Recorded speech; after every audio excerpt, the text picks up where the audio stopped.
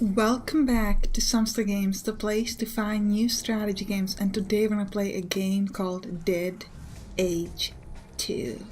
Now this is going to be a longer series, so get ready. Now before we start, I need to tell you something. This game has quite a bit of gore. Some zombies only have half of their bodies, so if that's not your thing, you might want to click on my channel and watch some other videos. Now for those of you brave boys and girls who are staying, or men and women, I do want to say that this game comes out into early access on the 16th of July, so let's begin.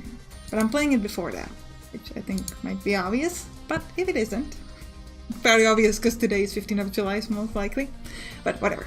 Okay, so we can pick our character. At the moment we can only pick our first faction. You could pick other factions if you activated enough upgrades, which I'm gonna show you in a moment. But first let's pick my person. We have to be a man, so we're gonna be a man. I'm going to name him after one of my patrons, so this is Timo. Meet Timo with his stylish hair that are black, sure, and he's American. Let's go. I don't know, he can also be European, African American, or Asian, but we're gonna stick to American, because I like his face the best. Yeah, let's go with I like it. Yeah, we'll do it, whatever. We're gonna be playing as the Jack Scam faction. You start with simple clothes and no bonus. Unlock the highest upgrades to be able to choose a faction bonus. Yeah, okay. And now we can pick our upgrades. So we start off with 3 medals. So, there are a couple things we can do is, we can either choose to have melee combat, which will receive a bonus to endurance. Ranged, you receive a bonus to critical hit. I think that's fairly self-explanatory. And medical, you receive a bonus to resistance. Resistance is sort of like armor against special kind of damage that you can do by, for example, using poison or Molotov cocktails and things like that. It's like not the typical melee or range damage, it's like any other type of damage, essentially. And technically gives you a bonus to power, which is the damage you do when you do the other type of damage, not the ranged or the melee one. So for example, if you throw a Molotov cocktail, then your power determines how much damage that does. We're gonna go for range combat. We're first going to pick the bonus to critical hit, and then more importantly, we're going to pick your ranged weapon is upgraded to rank 2, so ranged weapon is going to be much better now. We're happy with these changes? Let's go. Now we're gonna keep the intro. This is also the tutorial. I do want it to make sure, because this game is quite complex, so I want to make sure that I tell you everything. So the tutorial is going to be there to kind of help me tell you about stuff. So let's begin. Now we can pick our talent selection. So now first we can pick our melee weapon focus. We can go with blunt or bladed. All melee weapons require no ammunition and do less damage than range attack. Blunt weapons are strong against armor targets. Bladed weapons are strong against not armor target. We're gonna go with bladed. If I remember correctly, the blunt weapon does one big strong hit, while the bladed weapon splits its attack into multiple weaker hits. So if you have an enemy that has no armor, you're actually going to do more damage. However, if you have an enemy who has strong armor, then the armor usually negates the lower, negates the attack, so you barely do any hits. We're gonna stick to bladed, I think. Here we can pick whether we are gonna be good at hunting or engineer. Now if you are good at engineer, you can deploy turrets, and also thrown weapons ignore armor and defense. If you're good at hunting, you can summon animals. So I think the choice is obvious. Like, come on, we gotta go with hunting. Now we can pick our weapon. We can choose between a pistol, shotgun, and a rifle. What's important is that each one of these has a different type of ammo.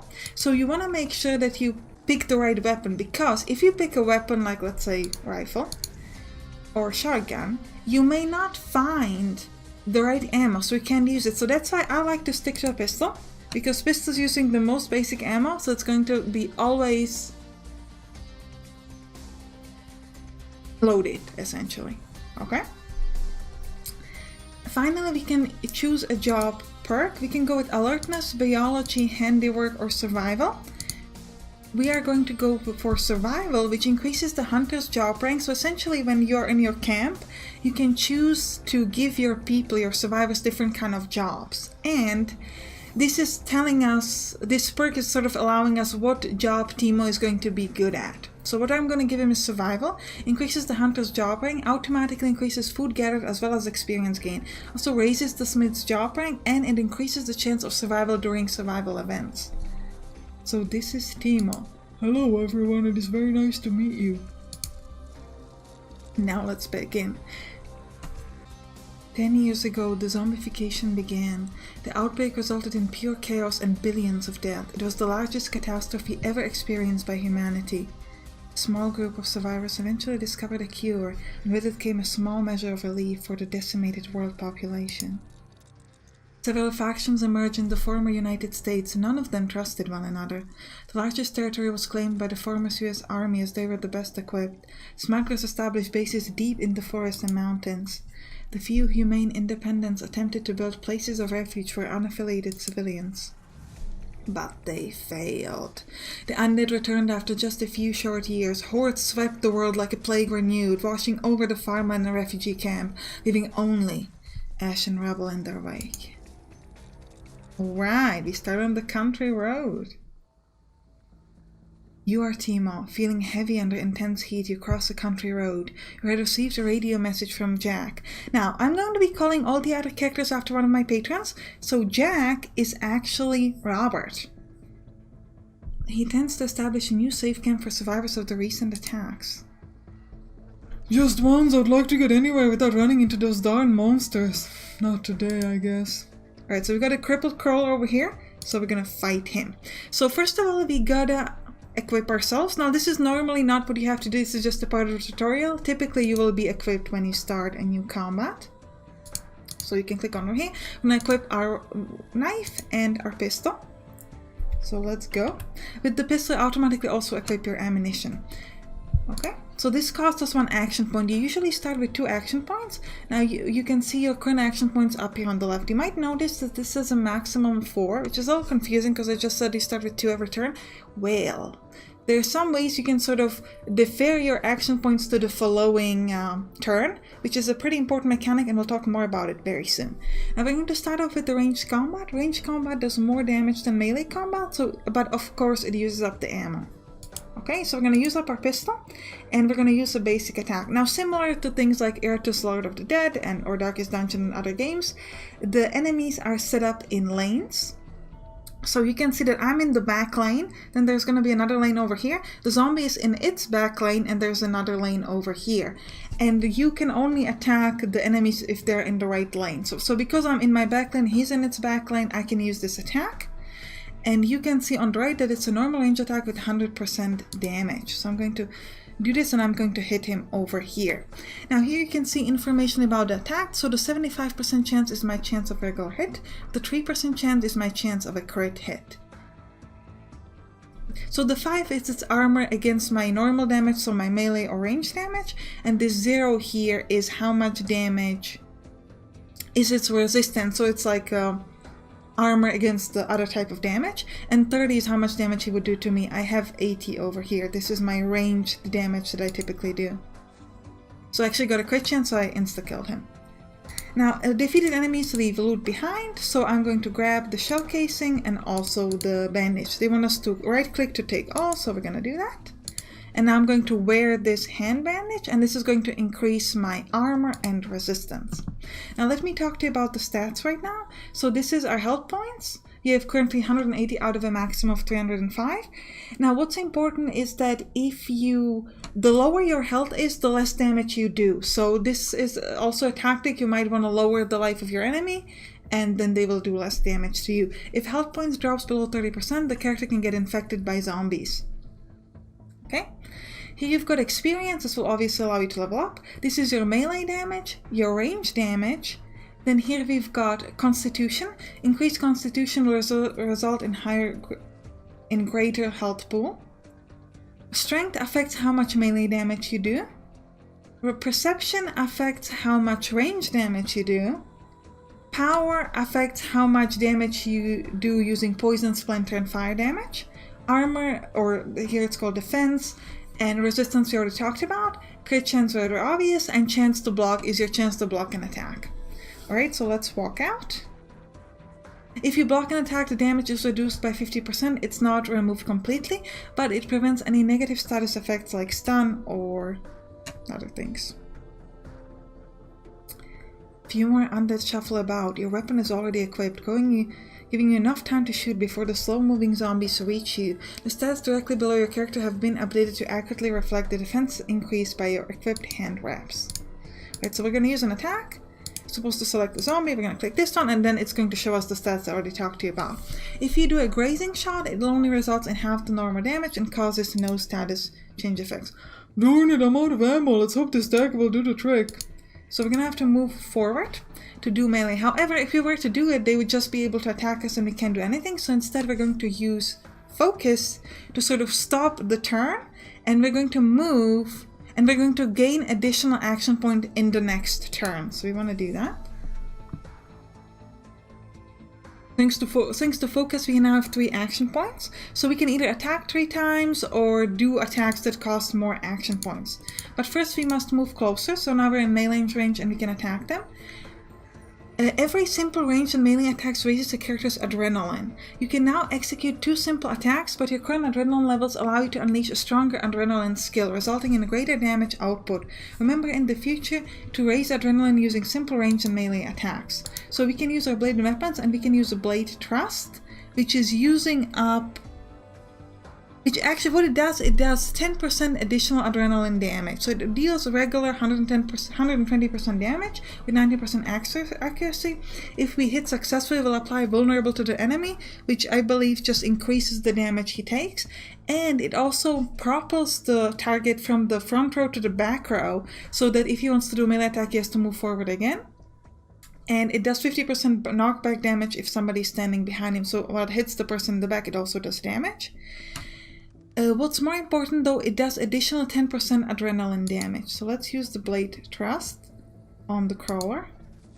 Nice, dead. Ooh, they got a crit chance on us. Ouch, that hurt! Crit hits increase outgoing damage by 50%. Yeah, so let's use a regular attack on this. And you can see, because we have the bladed damage, we actually do multi-attacks, so we do 4 to 6 times too. So we're not actually doing so hard against this guy because he has that high armor. That's pretty important to know. When our energy is below 30%, which is making us vulnerable. So zombies, so this we already talked about. So we have 2 action points left. So what we could either try to kill him, or we can choose to go in a defensive stance. We actually can't do it just yet, so we're just gonna hit him regularly. Let me get brace. Okay. So we didn't do much damage, so now it's going to tell us to instead go for a defensive stance, which is going to give us a defense equal to strength that we have. And that means that we're going to absorb 47 damage that he would do to us.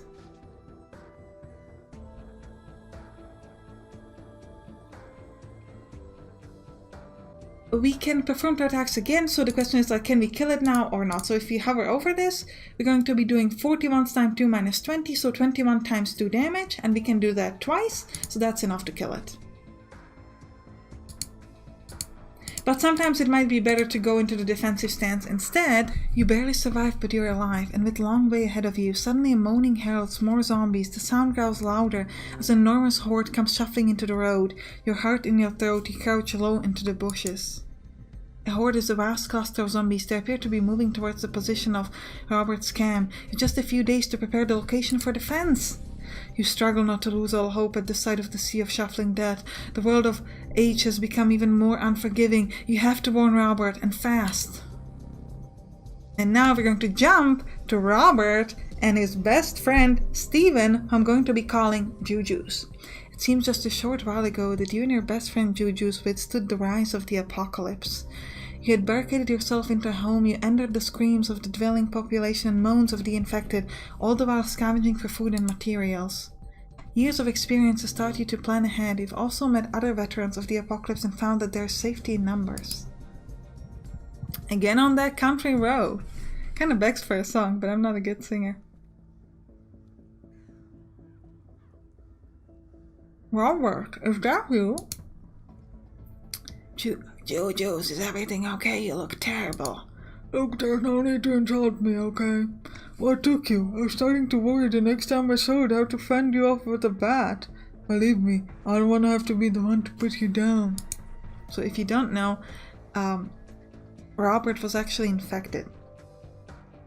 Juju's appears revealed. Robert was known as a hero of the New World. After all, it was he who found a way to put the virus in check, at least for a time. Been a big help to you and Juju's in the following years. Living together in a camp of independents, Juju's was always welcome with the independents.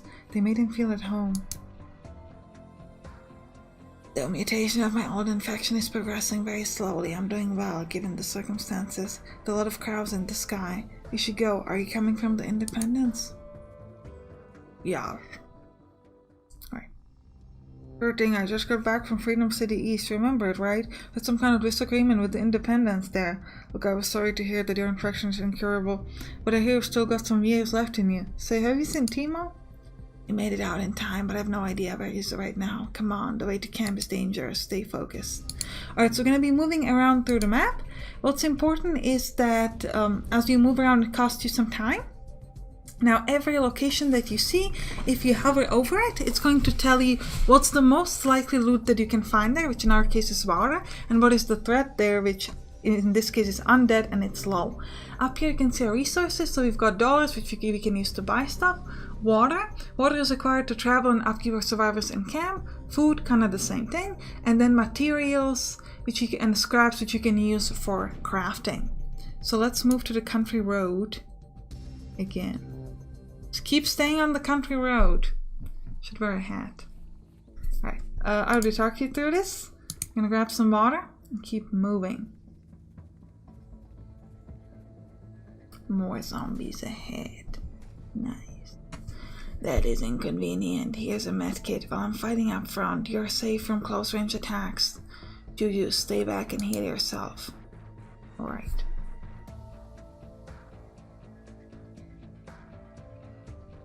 So front row survivors can protect allies standing behind them in the ranged attack row. In this way, Robert will be the sole target of all incoming melee attacks, given Juju's time to tend to his injuries. Alright, let's go heal ourselves as the tutorial requires us to do. And we're now back to full HP. Now we're going to be using a rifle, because that's what he got. And we're going to attack this guy. Ah, we didn't quite kill him. Come on. So what these big guys do is they increase group strength, which is pretty bad for us because they're going to be able to do more damage. The enemy has some mean tricks up its sleeve. Whenever it or any of its undead companions attack, its damage increases. So we're going to keep attacking. This thing is dead now. And we've got another attack which we're going to use on this guy. And again, down to 2 HP. That's alright. I have faith in Robert that he can finish it off. Nice, he just did that. When you select an opponent's current status effect are displayed beside, you can view additional information about its skills on the bottom right. So we're going to be attacking this brawler in the back. We insta-killed him, and then let's go at the other one. I got you, Robert. Oh, and we've got no ammunition. Well, that's not great. It's alright though. We can move forward, and actually we don't even need to, because Jack is stepping up. Now, when you get enough experience point, you're going to level up. I feel stronger. Now, what you get level up, the attributes are random, and sometimes you can get up to 3 points. That's, I think, the maximum. That is if you have the motivated effect on you. Actually, 4 attributes if you have the motivated effects. Otherwise, it's just like random other stuff. How's Trish doing? Does she still manage that bar? I'd go for a cold drink right about now. We're gonna call Trish Sampstra, because she's the first woman and I'm a woman, so that's how the naming goes. It so happens that she's expecting us. Our new camp is a large old house that we've outfitted with some new furniture. Sampstra has been a big help. There's still a few monsters in a mod of ammunition, Robert.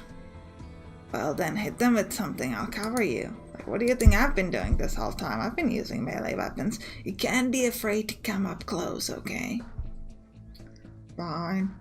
We have different close range weapons. It's a teachable moment. Yeah, so this is just teachable moment telling you, like, are bladed weapons or blunt weapons better?